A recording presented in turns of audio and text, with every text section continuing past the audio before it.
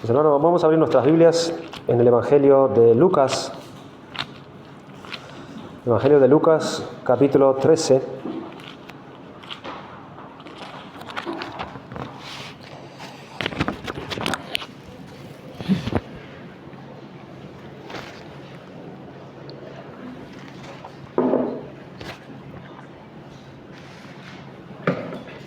Evangelio de Lucas, capítulo 13.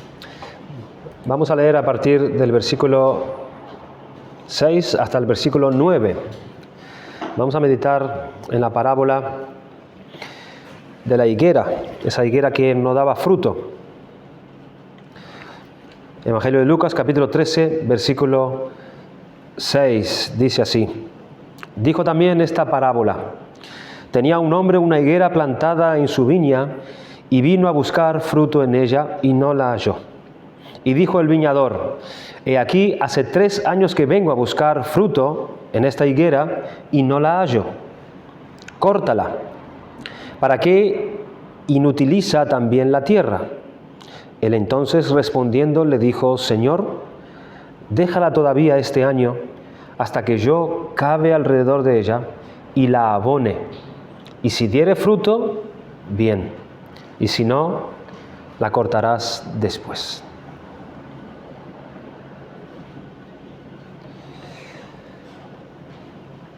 En estos versículos nosotros vemos entonces a Jesucristo contando una parábola. ¿Qué es una parábola? Para que podamos tener en mente lo que significa esta historia que el Señor está contando. Una parábola literalmente es algo que se coloca al lado de otra cosa. Esa es la traducción literal. Es algo que se coloca al lado de otra cosa. Las parábolas de Jesús fueron historias que se colocaron al lado de una verdad. ¿Con qué fin? Con el fin precisamente de ilustrar esa verdad. Una descripción común de una parábola es que es una historia terrenal que mayormente están familiarizados todos aquellos que la escuchan con dicha historia con un significado celestial. Es por medio de esa historia que se busca determinar y revelar el alcance de la verdad espiritual que se quiere presentar. Por tanto, en otras palabras, podemos decir que las parábolas en la Biblia es una historia de la vida real para realizar una comparación o semejanza para que una verdad espiritual sea revelada. Ese es el propósito de la parábola. Es poner al lado esa historia de una verdad con el propósito de ilustrar mejor esa verdad. A veces una parábola va precedida de algunas palabras introductorias que se proporcionan para poder darle un contexto mejor a la parábola que se cuenta. Por ejemplo, con frecuencia Jesús precedió a una parábola con esas palabras. Así es como es el reino de Dios. Y ahí contaba la parábola. Entonces sabíamos que el Señor estaba comparando en el contexto de estas palabras, así es como es el reino de Dios, con lo que Él iba a decir.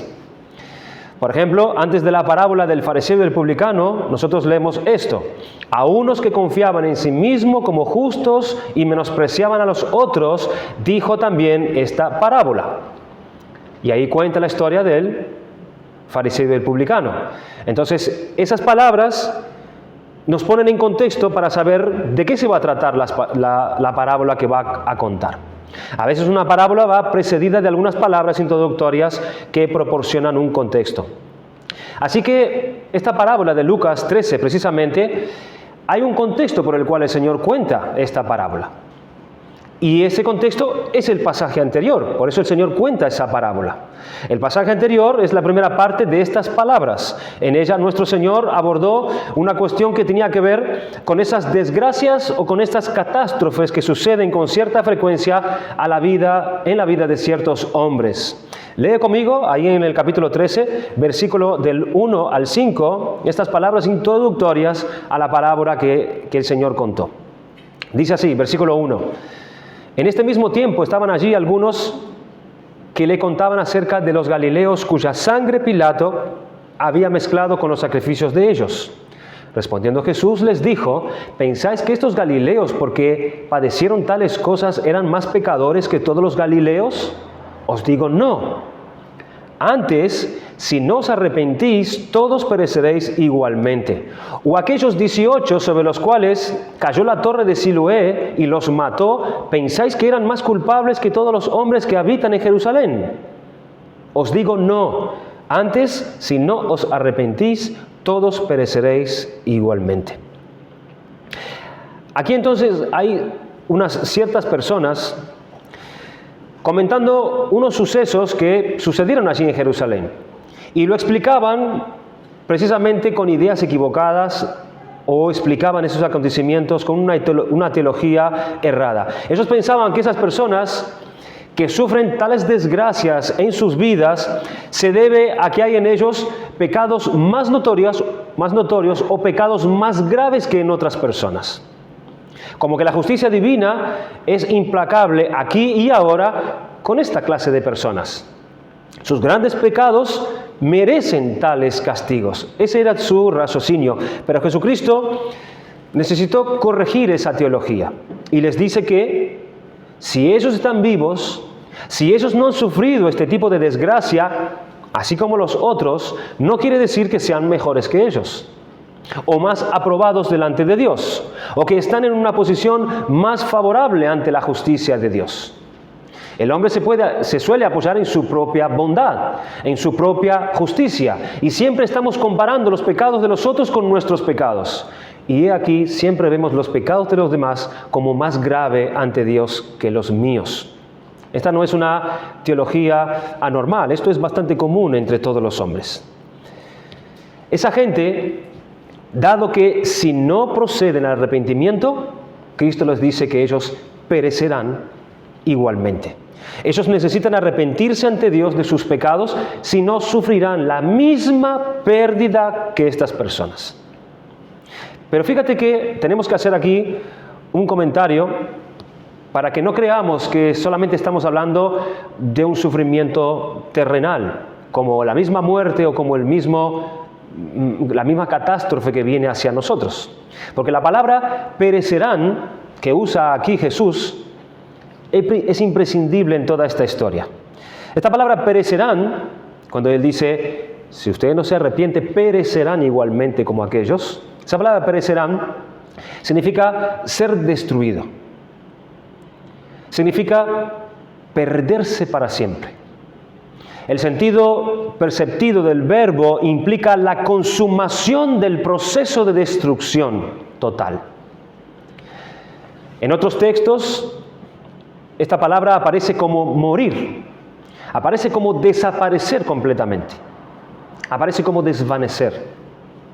Es la misma perdición por toda la eternidad. A eso se refiere Cristo cuando usó esta palabra. El Señor les dijo, os digo no, antes si no os arrepentís, todos pereceréis igualmente.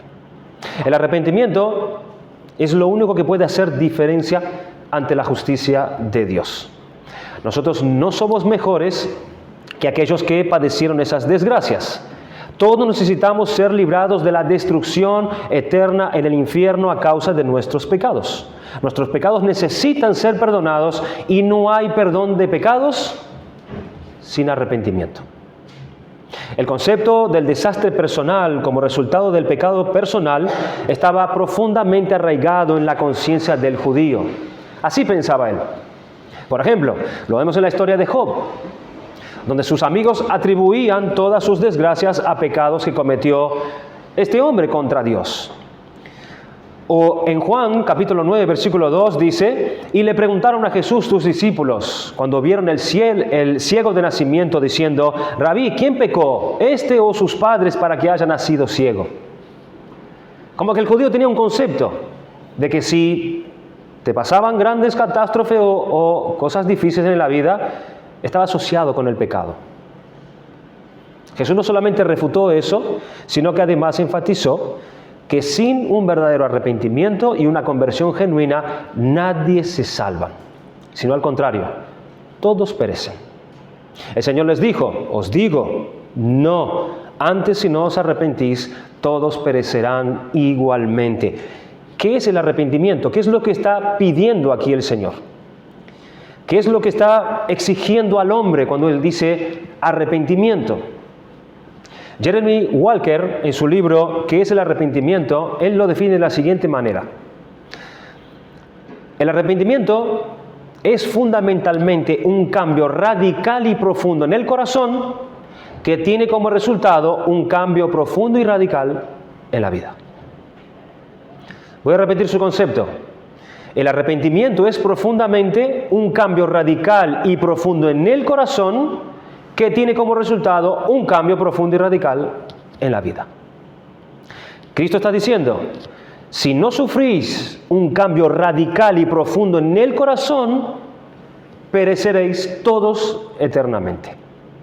Una buena definición del arrepentimiento la da también el Catecismo Menor de Westminster. Dice así: el arrepentimiento para vida es una gracia salvadora, por la cual un pecador, con un verdadero sentido de su pecado y comprendiendo la misericordia de Dios en Cristo, con dolor y aborrecimiento de su pecado, se aparta del mismo para ir en pos de Dios con pleno propósito y esfuerzo para una nueva obediencia. Esta es la esencia bíblica del arrepentimiento y es esto lo que Cristo pone delante de todo hombre y de toda mujer para que no perezcan. Entonces, con esto en mente, Cristo añade nuestra parábola de la higuera y el viñador. ¿Y qué les quiere decir Cristo con esto? Lo esencial del mensaje de su parábola es el siguiente: Dios ha hecho todo lo necesario para nuestro arrepentimiento. Él demanda el arrepentimiento, corrige una teología errada y les dice que sin arrepentimiento perecerán. Y ahora, por medio de esta parábola, Él les declara que Dios ha hecho todo lo necesario para que ustedes obtengan ese arrepentimiento. Ustedes tienen todo cuando precisan para poder arrepentirse. Y la pregunta es, ¿qué van a hacer? Consideren que no tienen todo el tiempo del mundo. El tiempo se va agotando en la vida de cada hombre. Cualquier catástrofe puede venir sobre uno en cualquier momento. Otro Pilato se puede levantar o una torre se puede caer sobre nosotros.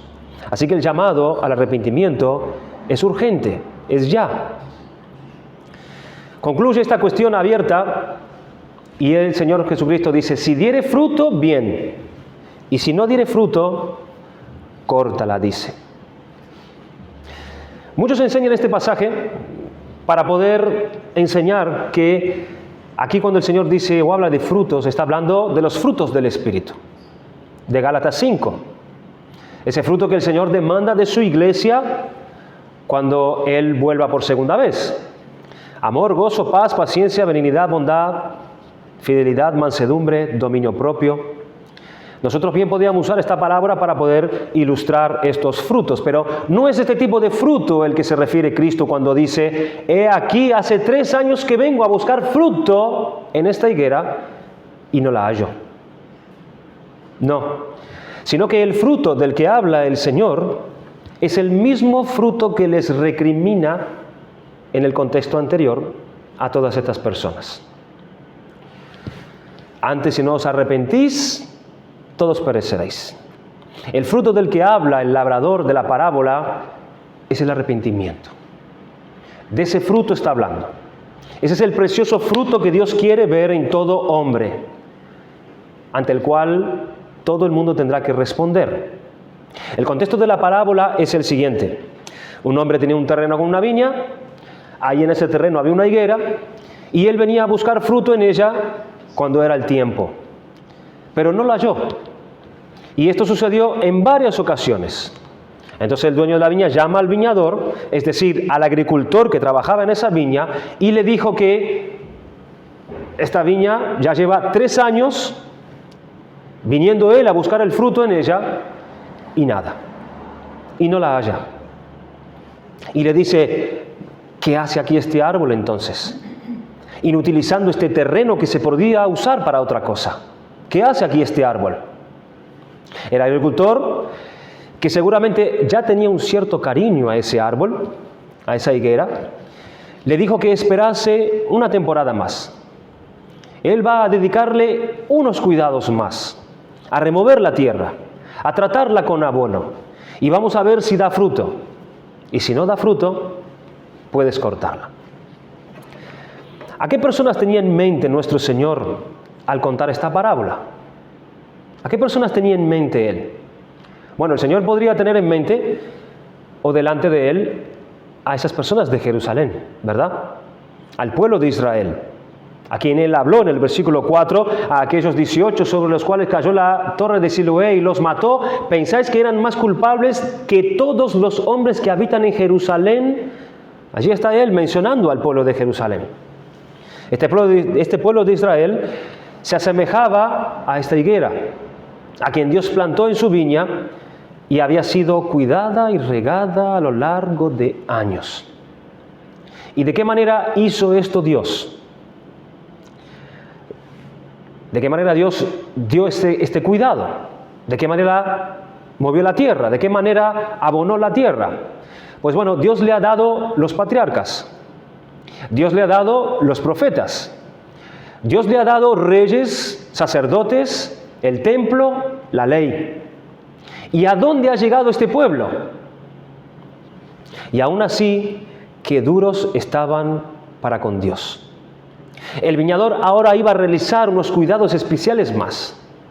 ¿Cuáles eran esos cuidados? Les envió, por ejemplo, a Juan el Bautista, el más grande de los profetas que nunca antes había tenido el pueblo de Israel.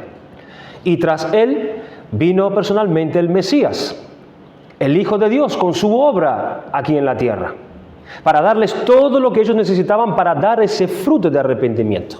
Y la pregunta era, ¿darían el fruto? ¿Se arrepentirían al fin? ¿O tendrán que ser cortados? Resulta que ellos, ¿qué fue lo que hicieron? Mataron a Juan el Bautista. Y acto seguido, mataron al Mesías. ¿Y qué fue lo que pasó? Jerusalén fue destruida. Cayó no solamente esa torre del muro, sino toda la ciudad fue dejada como un montón de piedras y el pueblo de Israel desapareció. Fue esparcido por todas las naciones. Cristo les avisa así del juicio que se avecinaba si ellos no se arrepentían. Sin embargo, aunque esta parábola tenga a Jerusalén o al pueblo de Israel ante el Señor, nos enseña a todos nosotros y nos recuerda todo lo que se mueve y todo lo que hace Cristo constantemente, para que nosotros podamos producir esos frutos de arrepentimiento.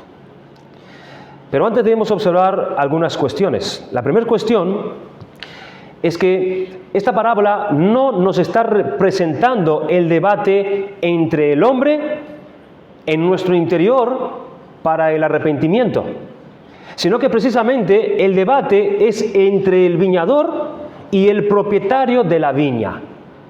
Son ellos los que están hablando, son ellos los que están planificando con respecto a la higuera. No hablan con la higuera, es el viñador y el dueño de la viña. Con respecto al hombre, es quien representa la higuera, esa higuera que tiene que dar fruto y que necesita arrepentirse. La parábola nos habla de lo que pasa allí en las esferas celestiales, respecto a ese hombre que debe producir aquel fruto que Dios demanda. Pero de ningún modo, hermanos, esta parábola nos presenta a Dios el Padre, que tiene aquí una actitud de cortar la higuera, mostrándose como que es exigente, que quiere cortar la higuera, pero por otro lado, Dios Hijo, que es más cercano, que es más misericordioso que el Padre, quiere buscar la manera de salvarla. No, eso no es así. No hay esa posición diferente entre ambos. No existe ninguna dicotomía en la Trinidad. No podemos pensar así. Porque precisamente fue Dios el Padre quien envió a su Hijo para salvarnos a nosotros, para que nuestros pecados fueran perdonados. Nos envió un mediador entre Él y nosotros. Así que la interpretación correcta sería ver aquí los requisitos de las demandas de la justicia de Dios, de la ley de Dios, de la santidad de Dios, y de la ira de Dios, que es todo esto lo que demanda de cada hombre este fruto, el fruto de arrepentimiento, y si no, tendrá que ser juzgado justamente por sus pecados. Aquí no está el Padre y el Hijo haciendo diferenciación entre ellos. Es la justicia de Dios la que demanda este fruto. Aquí no nos presenta a Dios el Padre en riña con Dios el Hijo, sino que es la ley de Dios que requiere del pecador que pague por el mal que él hizo. Esta no es una ley solo para los judíos de Israel. Es una ley universal que está sobre todos nosotros y es una ley que tiene que ser satisfecha. Y Cristo, provisto por el Padre, es el único mediador, es la única provisión que tenemos, dada por Dios para poder afrontar precisamente esas demandas de esa ley y la ira de Dios que tenemos en nuestra contra.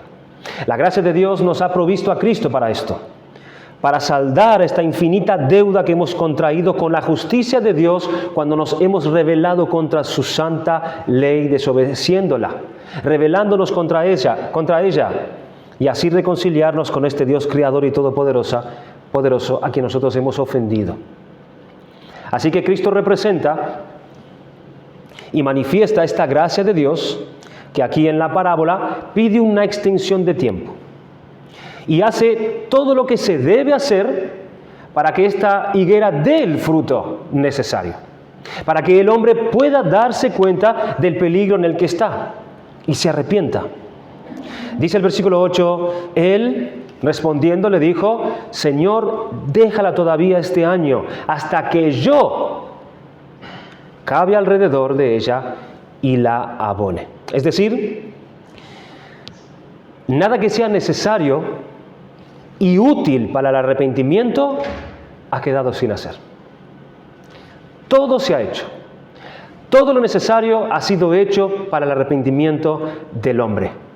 Cristo provee y ha provisto todos los medios, todos los recursos suficientes para que el hombre se arrepienta.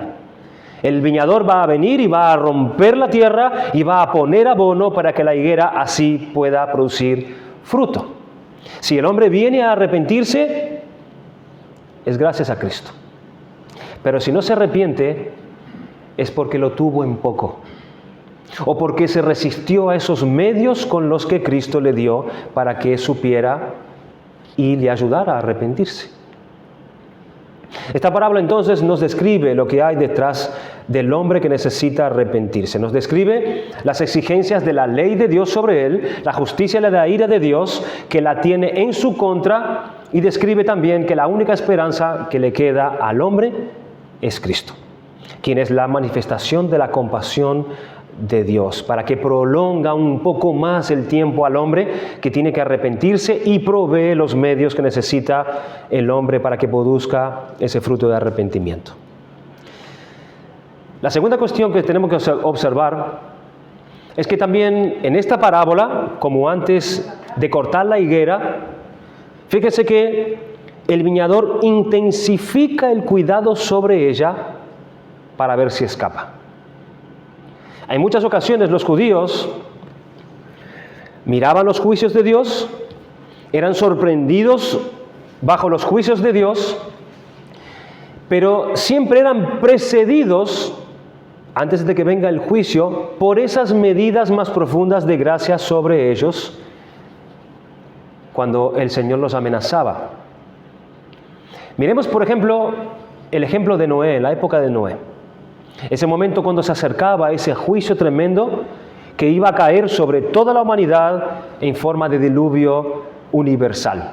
En Mateo capítulo 24, versículos 38 y 39 dice así: Pues así como en aquellos días antes del diluvio estaban comiendo y bebiendo y casándose y dándose en casamiento hasta el día en que entró Noé en el arca, y no comprendieron hasta que vino el diluvio y se lo llevó. ¿Qué tenían que comprender en ese momento? El juicio ya había sido anunciado, era inminente. Pero ¿qué tenían que comprender en medio de eso? Allí estaban, toda la humanidad ocupada en sus asuntos, disfrutando de la vida. ¿Y qué pasó a medida que se acercaban las fechas que los cielos se iban a cerrar y caería el agua e inundaría todo por causa de la violencia que había en la tierra. Pues apareció un hombre, de repente, en medio de ellos, que se puso a construir un enorme barco en medio de aquellos campos. Y además ese hombre decía algo raro. Él se puso a predicar y anunciar la justicia de Dios. En 2 de Pedro capítulo 2 versículo 5 dice: y si no perdonó al mundo antiguo, sino que guardó a Noé, pregonero de justicia, con otras 7 personas trayendo el diluvio sobre el mundo de los impíos. Allí estaba Noé, anunciando la demanda de la justicia de Dios sobre ellos y el juicio que venía. Sin embargo, ¿qué dice el texto? Dice que ellos no entendieron. No entendieron su anuncio. No comprendieron. No pudieron distinguir en medio de su ocupada y placentera vida esas señales de la gracia de Dios. La voz de Dios que los llamaba a través de ese enorme barco que estaba allí delante de ellos. Estaba siendo construido delante de ellos, de sus propios ojos. Y ese barco era para que escaparan de ese tremendo diluvio. No entendieron. Y no se preguntaron: ¿qué hace este hombre construyendo esta semejante nave aquí? Un aparato que nunca antes habíamos visto. ¿Por qué es que él se está pasando toda la vida trabajando con tanto esfuerzo, con tanto sudor? ¿A qué se debe tanta urgencia? No entendieron las señales de Dios. Dios no hizo todo esto en secreto, sino delante de ellos. Tampoco entendieron las palabras de juicio sobre ellos anunciadas por Noé. No entendieron las amenazas de Dios. No pudieron entender la gracia y la bondad de Dios por ellos, que queriendo Dios dignarse a hablarles, dirigirse a ellos precisamente para que no perezcan. No entendieron. ¿Y qué de esos animales que venían a ese barco? Porque justo al final de ese tiempo, a ese barco empezaron a venir animales de toda clase.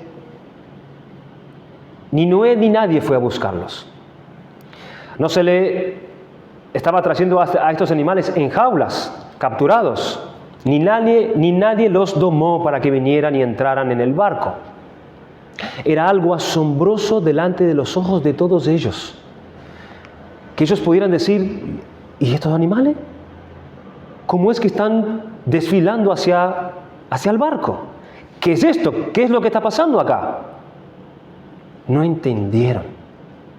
No entendieron las señales de Dios. ¿Qué eran todas estas señales, hermanos, de parte de Dios? El viñador. El viñador renovando y abonando la tierra. Pero no entendieron nada. Ellos continuaron a lo suyo y no produjeron el fruto de arrepentimiento que debían. ¿Y qué pasó? La higuera fue cortada.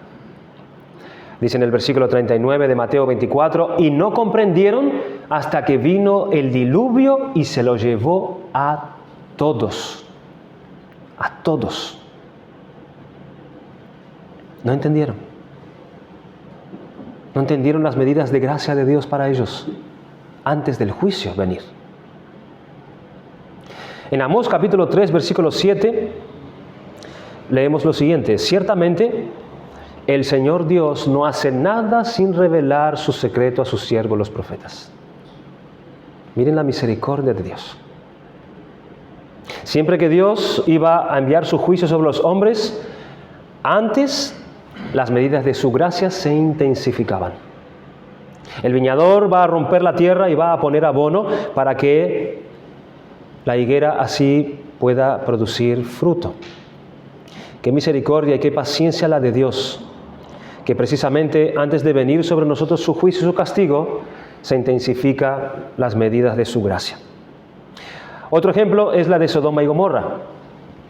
El juicio estaba cerca de la ciudad. Se aproximaba sobre ellos el castigo de Dios. Esta era una ciudad totalmente entregada a la avaricia, al descuido hacia el prójimo, al extremo amor a sí mismo, y todo esto hacía que ellos se entregaran a sus deseos y a sus pasiones sexuales más terribles delante de Dios. En este tiempo apareció otro hombre. Allí estaba ese hombre, viviendo en medio de ellos. Su nombre era Lot. Este Lot no corría con ellos, sino que vivía entre ellos abrumado por la conducta de esa gente. Dice en 2 de Pedro, capítulo 2, versículos 7 al 8, y libró al justo Lot, abrumado por la nefanda conducta de los malvados, porque este justo que moraba entre ellos afligía cada día su alma justa, viendo y oyendo los hechos inicuos de ellos. Esta manera de vivir de Lot no les disuadió de la clase de vida que llevaban, sino que más bien lo despreciaron. Allí en el capítulo 19 de Génesis, versículo 9, dice que este vino como extranjero y ya está actuando como juez sobre nosotros. Había un desprecio ante la conducta justa de este hombre.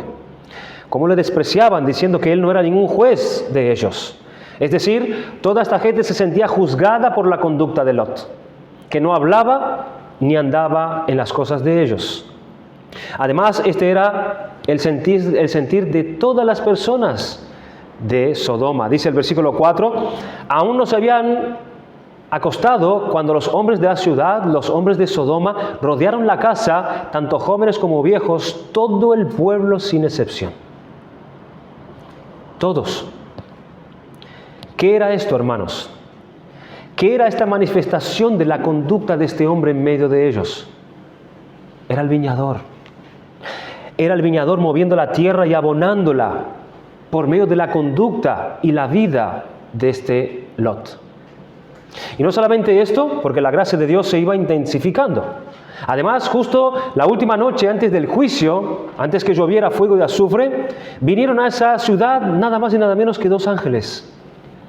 2 enviados de Dios ante todos los varones, todos los pudieron ver allí en la ciudad. Dice el versículo 5, y llamaron a Lot y le dijeron, ¿dónde están los hombres que vinieron a ti esta noche? Sácalos para que los conozcamos.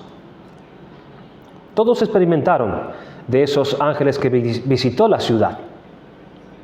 Pero la gracia continuó intensificándose, hermanos. Dice el versículo 11 que los hombres que estaban en la entrada de la casa los hirieron con ceguera desde el menor hasta el mayor, de manera que se cansaban, tratando de hallar la entrada. Todos fueron heridos con una ceguera sobrenatural. Y sin embargo, ninguno de ellos se detuvo para preguntarse, ¿pero qué es esto? ¿Qué está pasando aquí? ¿Qué son estos hombres? ¿Qué estamos haciendo? ¿Qué son estas manifestaciones sobrenaturales que nos pasa a todos nosotros? No se preguntaron esas cosas. Allí estaba el viñador abonando la higuera. Las bondades de Cristo se estaban manifestando, la gracia para que produjera fruto de arrepentimiento, que entendieran su error, que pudieran ver sus pecados y confesaran sus pecados a Dios. Pero esta higuera tampoco dio fruto.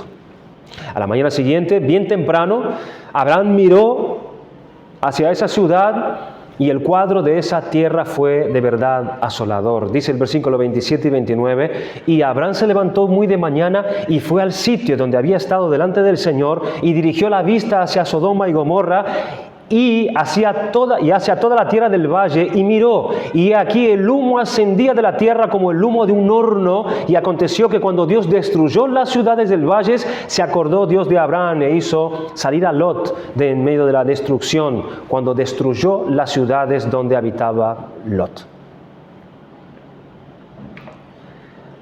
La gracia de Dios intensificándose antes que Él derrame su juicio sobre los hombres. Podemos ver otro claro ejemplo en esto de Egipto, el juicio que Dios derramaría sobre esta nación, donde morirían todos los primogénitos, el ejército quedaría destruido y la nación arruinada. Lo cierto es que Dios fue avisando por su gracia, dándole señales evidentes del juicio que vendría por medio de Moisés, por medio de esas 10 plagas.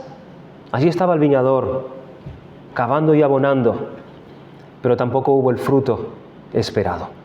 y esa higuera también fue cortada. Vemos las medidas de gracia de Dios enviando al profeta Amós a la nación de Israel. En el capítulo 4, versículo del 6 al 12, escuchen estas palabras, hermanos, de paciencia y misericordia de Dios. Cuando yo también os he dado dientes limpios en todas vuestras ciudades y falta de pan en todos vuestros lugares, pero no os habéis vuelto a mí, declara el Señor.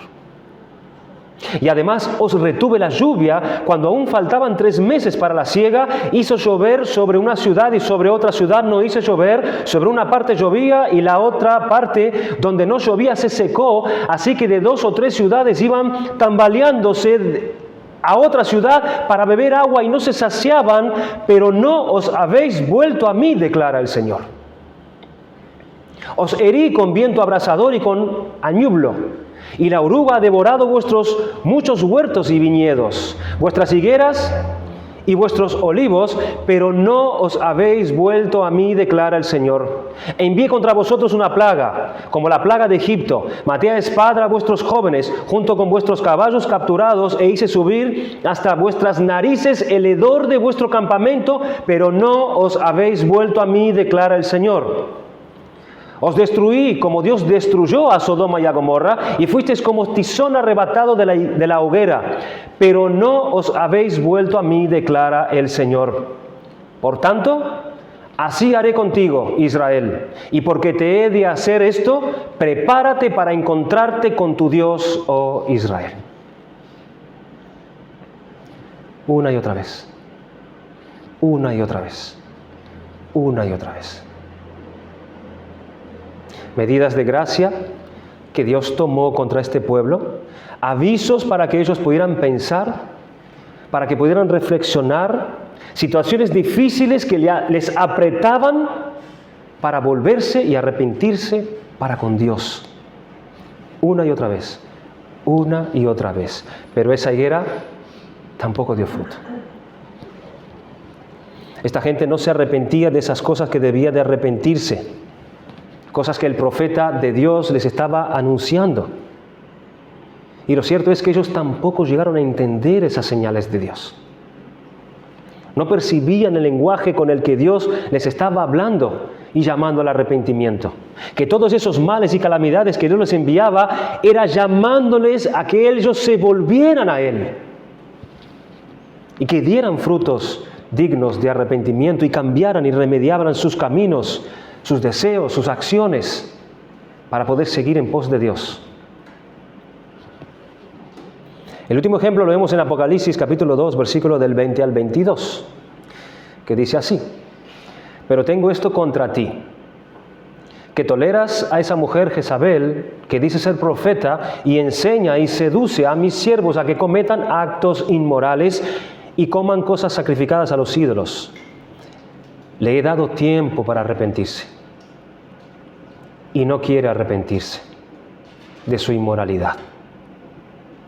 Mira, la postraré en cama y a los que cometen adulterio con ella los arrojaré en gran tribulación si no se arrepienten de las obras de ellos.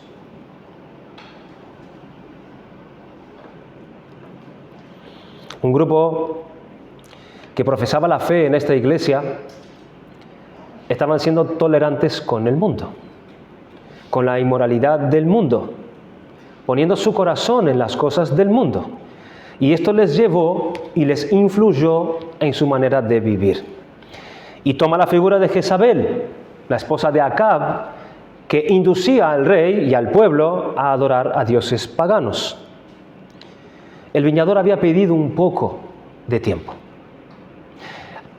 antes que la justicia de Dios los visitara. Ese era el tiempo de gracia.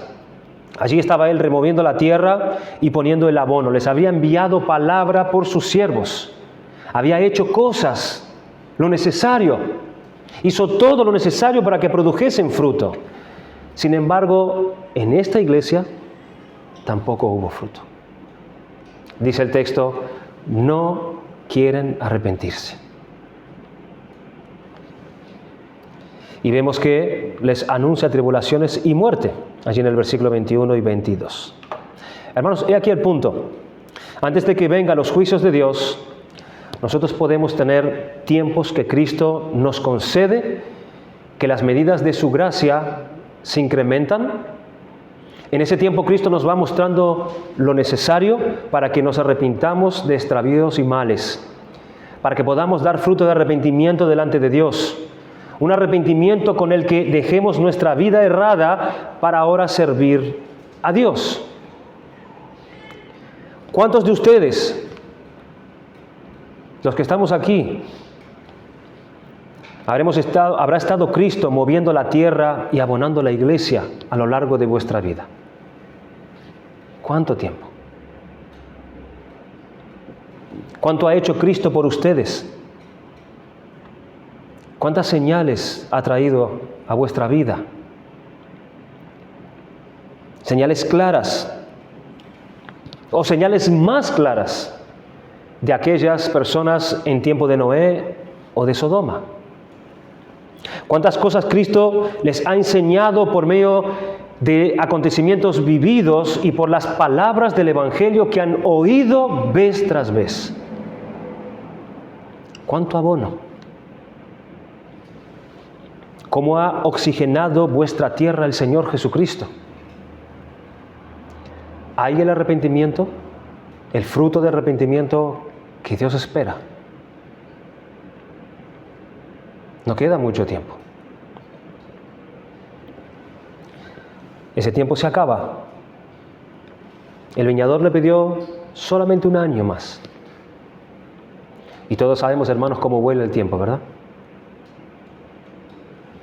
Cuando este tiempo se acabe, una cosa quedará clara. ¿Cuánto hizo Cristo por ti? Eso quedará manifestado en ti por toda la eternidad. ¿Cuánto hizo Cristo por ti a lo largo de ese año? Para que entendieran sus medidas de gracias y su misericordia por ti. Todo lo que se requería, Cristo lo ha hecho, para que dieras fruto de arrepentimiento. La pregunta es, ¿quién lo entenderá? ¿Quién comprenderá el lenguaje de Dios? ¿Te pasará como cuando a Noé? Todos están metidos en sus cosas, todos están ocupados en sus vidas, disfrutando sus vidas, buscando sus proyectos, entretenidos. Te pasará lo mismo. O te pasará como la iglesia de Tiatira, que no querían arrepentirse ante la amenaza de Dios. Están apegados a sus ídolos que no pueden llevar el fruto que Dios espera. ¿Qué causas llevarán a los hombres a no arrepentirse? Dice en Hebreos capítulo 6, versículos 7 y 8, porque la tierra que bebe la lluvia, que muchas veces cae sobre ella y produce hierba provechosa a aquellos por los cuales es labrada, recibe bendición de Dios.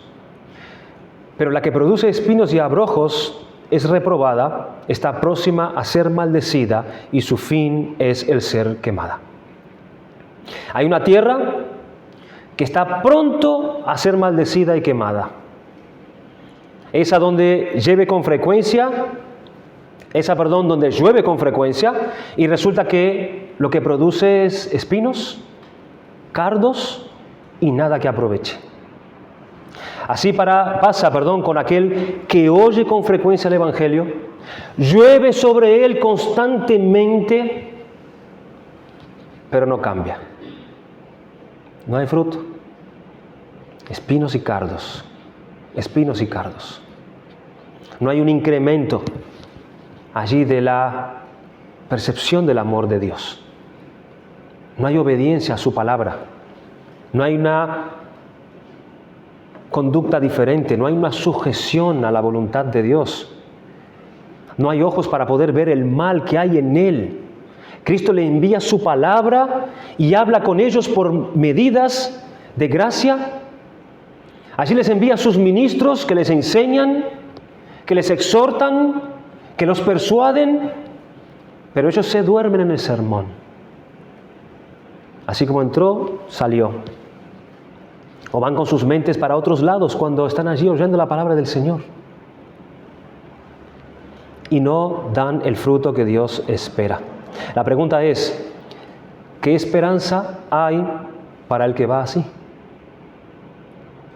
Allí está la lluvia cayendo sobre él constantemente, pero no produce el fruto que Dios espera. Dice en Job capítulo 24, versículo 13, ellos son los que, rebeldes a la luz, nunca conocieron sus caminos ni estuvieron en sus veredas. Son rebeldes a la revelación de Dios. Son rebeldes a la voz de Dios, a la luz que Dios está trayendo. Cristo les envía de su palabra para darles lo que necesitan saber para arrepentirse. Sin embargo, ellos luchan contra la convicción que viene del mensaje del Evangelio y tapan la boca de sus conciencias cuando ésta es despertada por el Evangelio. Nuestras conciencias es como un ángel con una espada ardiente de parte de Dios para decirnos que tenemos que oír y hacer lo que el Evangelio nos dice, pero este que es rebelde a la luz, resulta que lucha contra la conciencia para meterla en ese cuarto donde no le moleste más. Así se hacen hábiles para no oír su conciencia. Cuando Cristo viene y les envía su mensaje para precisamente activarla y les habla alto y fuerte. Pero muchos hombres no producen fruto de arrepentimiento. Hay la historia de una misionera que ella estaba en el ministerio de los sordos. Ella se ofrecía a muchas iglesias para poder cumplir ese ministerio, ya que no era común en su época. Y ella llega un día a una iglesia donde en esa iglesia había 500 miembros. Y ella, cuando se presenta allí, va delante del pastor y le dice al pastor: pastor, ¿cuántos sordos hay en vuestra iglesia? Y el pastor le dice: 500. 500. No oyen el Evangelio. Algunos no se arrepienten porque piensan que esto es algo fácil y lo harán quizás más adelante, en otro momento, cuando ellos acaben lo que hacen, en otro tiempo más conveniente para ellos. Porque la pregunta es: ¿por qué no lo hacen ahora? Y la respuesta es porque quieren vivir más tiempo en su pecado. Quieren adentrarse más en el camino del mundo o de sus deseos. Ellos piensan que uno se puede meter más por el camino del error y cuando ellos deseen, ellos darán el salto entonces y pasarán hacia el otro lado. En Jeremías capítulo 13, versículo 23, el profeta recordaba a estos que tenían grandes ideas de sí mismo, diciéndoles que el hábito de hacer el mal te ata más al mal. Él les dijo: ¿mudará el etíope su piel y el leopardo sus manchas? Así también podréis vosotros hacer bien cuando habituados estáis en hacer el mal. Así empiezan los hábitos dañinos. Allí está la dependencia de los juegos, el robo, la mentira, la pornografía. En un principio quizás esto cueste. Dentro de ti se levanta una voz fuerte que te acusa. Pero la segunda vez suena menos esa voz y a la tercera vez ya apenas se oye. Y así podemos quedar atrapados, habituados en hacer el mal, como dice Jeremías, y ya no hay manera de volver. Los hombres no se arrepienten porque tienen ideas erróneas de Dios y de su misericordia, tal que le facilita pensar que eso del arrepentimiento puede esperar.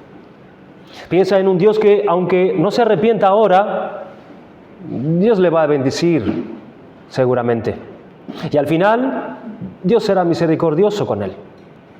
Pero Dios no se revela así en su palabra, sino como un Dios justo que debe castigar el pecado.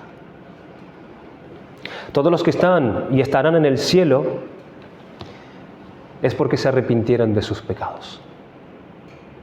No habrá allí ninguno que no se haya arrepentido de sus pecados. Si están allí es porque se arrepintieron de sus pecados. Y como se arrepintieron, Dios los perdonó y los salvó. Y los recibió como a hijos, hijos amados. Pero por otro lado, todos los que no entrarán en el cielo de Dios, sino que perecerán para siempre en el infierno, es precisamente porque no quisieron arrepentirse de sus pecados, sino que escogieron perecer en ellos. Es una fácil ecuación. Los que están es porque se arrepintieron, pero los que son condenados es porque no quisieron arrepentirse. ¿Dónde pasarás tú la eternidad?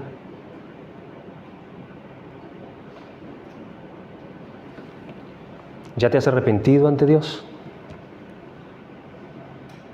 ¿Qué esperas entonces?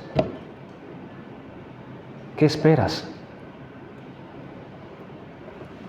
Serás responsable de ello, ya que Cristo ha venido a remover, ha abonado y ha hecho todo lo necesario para que te arrepientas y te salves y recibas la vida y conozcas a Dios de verdad. Sus medidas de gracia no te han faltado. ¿Rechazarás a un Dios así, tan esforzado por tu salvación? Si todavía no te has arrepentido, ve al Señor Jesucristo en arrepentimiento y fe, y todos tus pecados serán perdonados y obtendrá la promesa de la vida eterna. Él lo promete y Dios es veraz, Dios es fiel. Tómate en serio la advertencia de Cristo cuando dijo: os digo, antes si no os arrepentís, todos pereceréis igualmente. Tómate en serio esa advertencia. Trae ante Dios los frutos que Él espera de ti. Hermanos, ¿cómo podremos hacerle en verdad la guerra al pecado y al diablo, aquellos que ya somos parte del reino de Dios y nos hemos arrepentido de nuestros pecados? Hermanos, será también desde aquí. Será también desde esta postura, desde la postura del arrepentimiento. Así podremos disparar contra el mal cuando éste aparezca. Debemos llorar y debemos lamentarnos por él. Es desde ahí como nuestro Señor nos mandará ayuda entonces contra nuestro mal. Es por medio del arrepentimiento cuando vamos a Él arrepentidos a pedirle de su ayuda. Que el Señor bendiga su palabra sobre todos nosotros hoy. Vamos a dar gracias.